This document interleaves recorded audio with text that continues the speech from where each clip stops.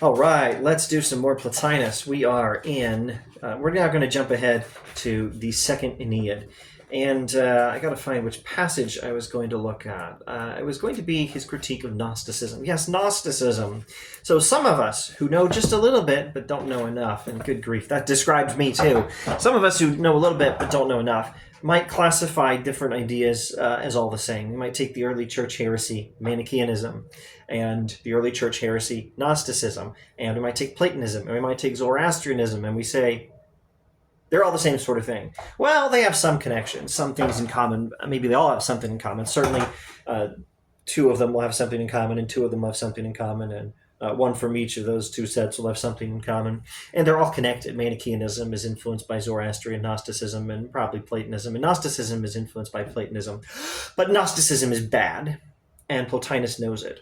So the point here is Gnosticism is something Plotinus critiques. And he'll explain how it's sort of got something to do with Plato, but it gets Plato wrong. Now, let's not leave anyone behind. Some of us have no idea what even Gnosticism is, what Gnosticism even is. Well, Gnosticism, spelled with a G in the front, a silent G, going back to the Greek word gnosko for knowledge. Man, I hope that's clear enough. It's probably not clear. Gnostic. That's Gnostic. And Gnosticism is the theory of the view of the Gnostics. Now, the Gnostics are an early church heresy that is critiqued as early as the letters of John in the Bible. Some will say some criticisms of certain errors in the writings of Paul are referencing the Gnostics as well.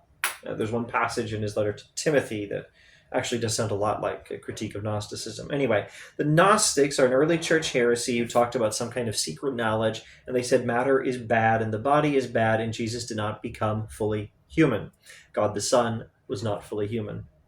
So that's a heresy. Christian orthodoxy requires that you acknowledge there's one God, three persons who are God, and they're equally God. That's something Plotinus cannot agree with. And that the second person of the Trinity, God the Son, became a man. He's fully human and he's fully God. Gnosticism is the type of heresy that says he did not become fully human.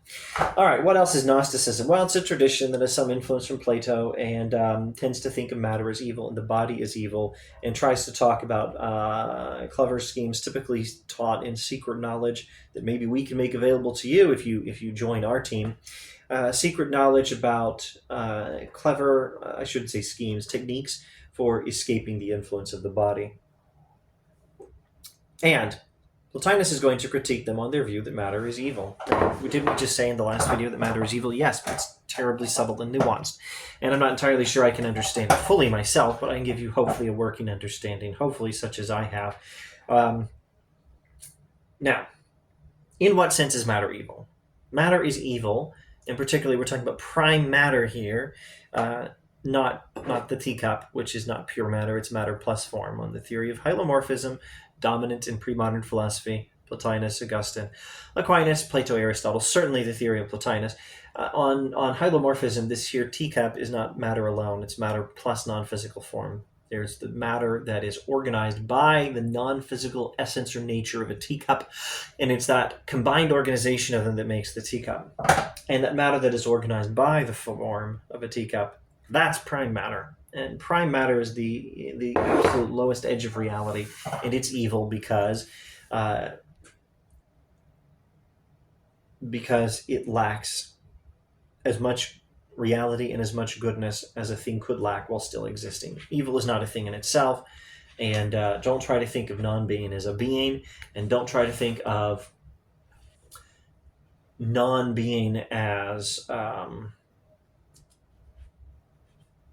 simple non-existence. Don't think of evil as simple non-existence. Evil is a relative lack of existence in a thing that does exist, and that thing is prime matter, or I should say in stuff. Prime matter doesn't come in things. It's not a thing, it's stuff.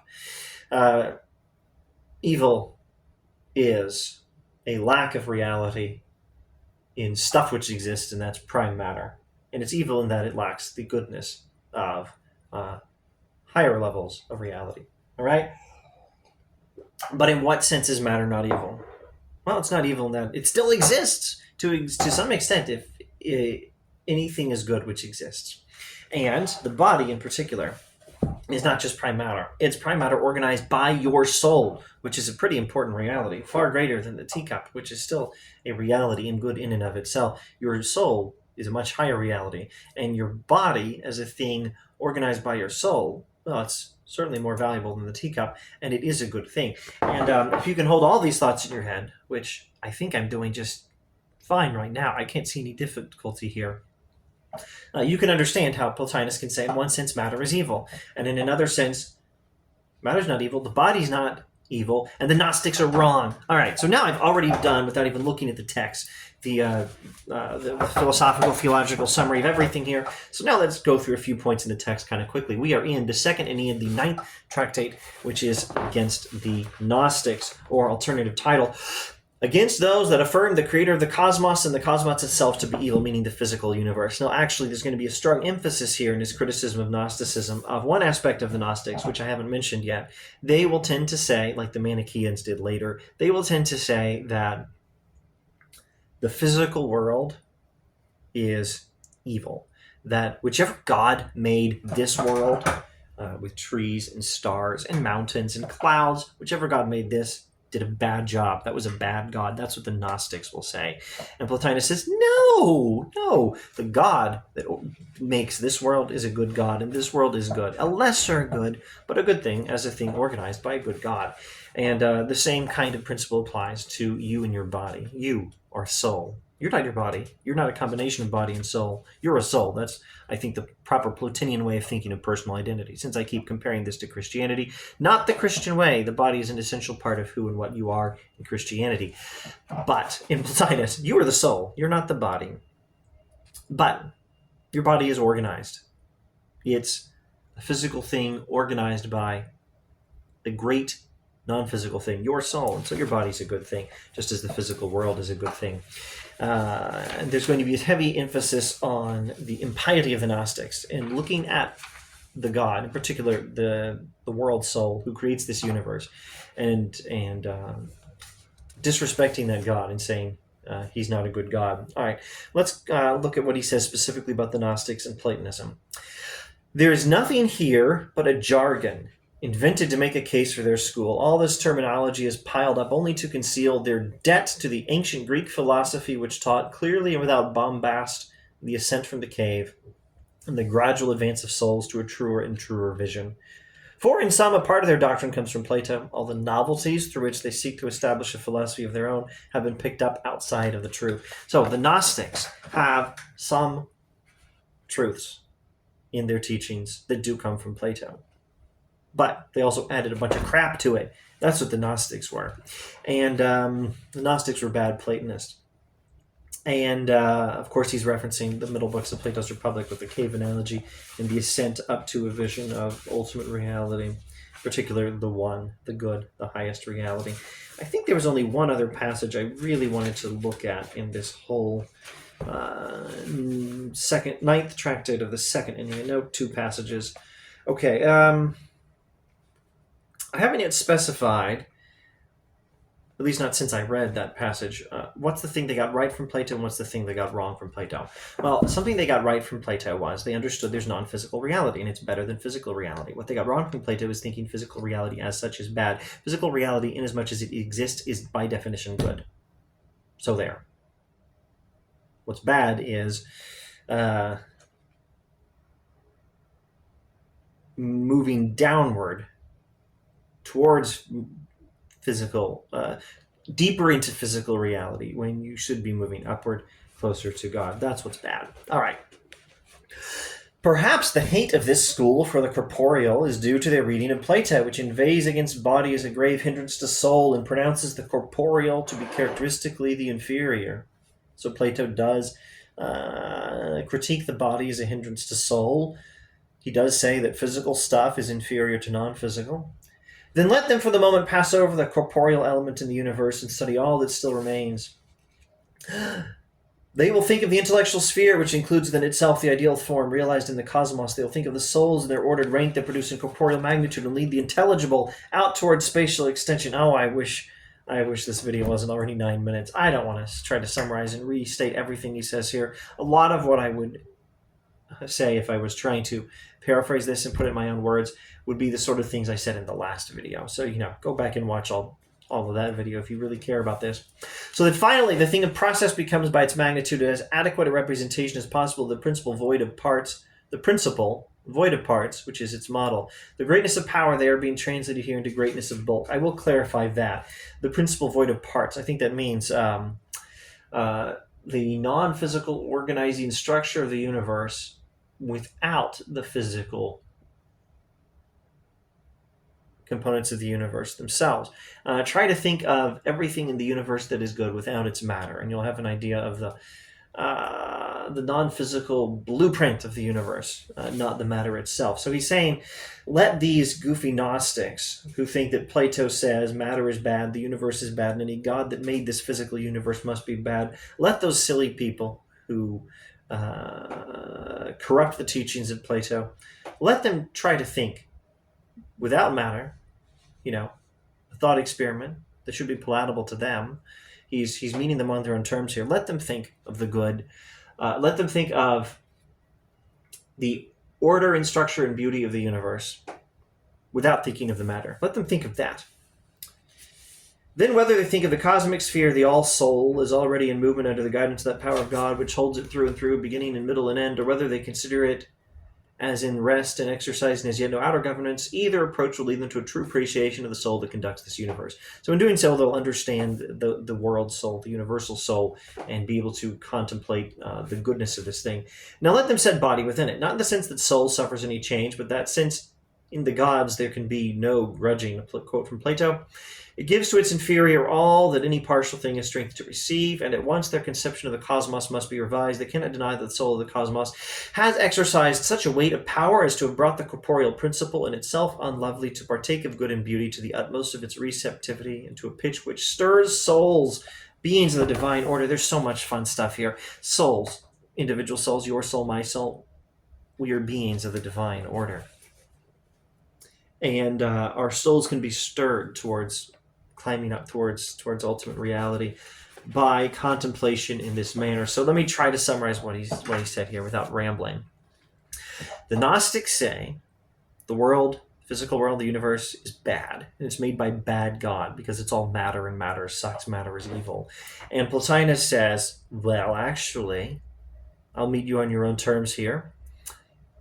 Try to think of this universe, its plan, its structure, its organization, its order, its beauty, without the matter in it at all. Since it's matter that's bad, it's not plan, structure, organization, or beauty. Those are good things.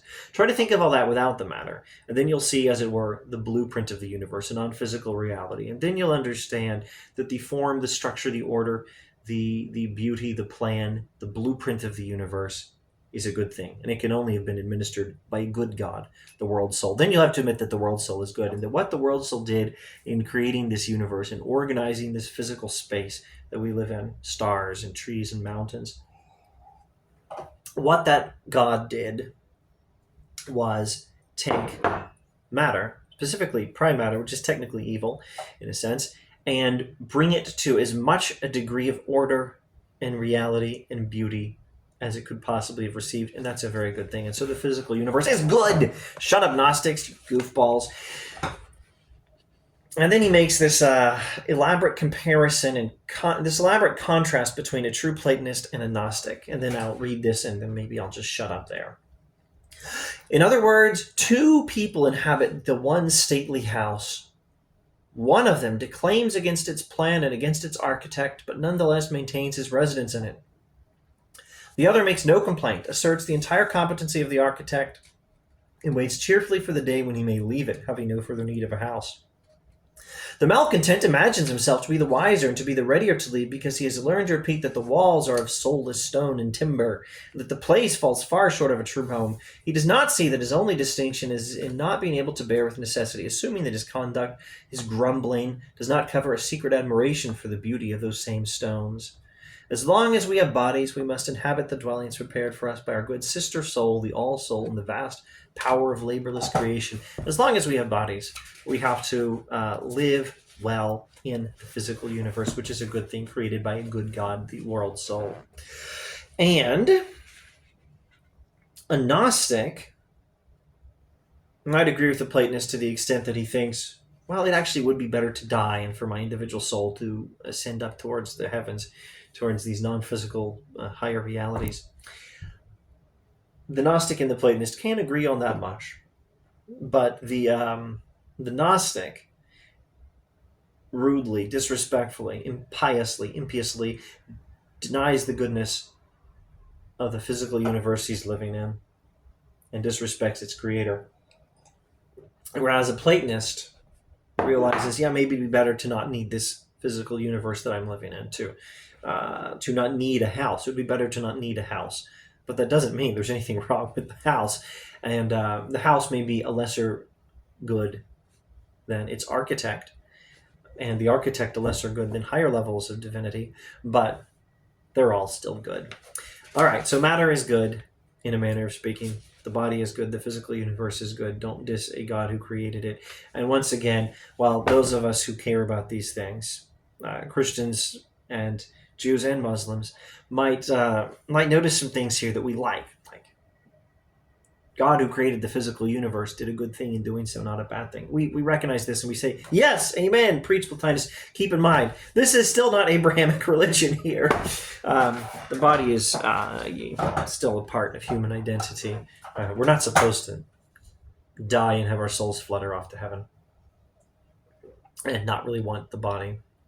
At most, there's a temporary afterlife without the body, and then a bodily resurrection. That's the Abrahamic way of thinking.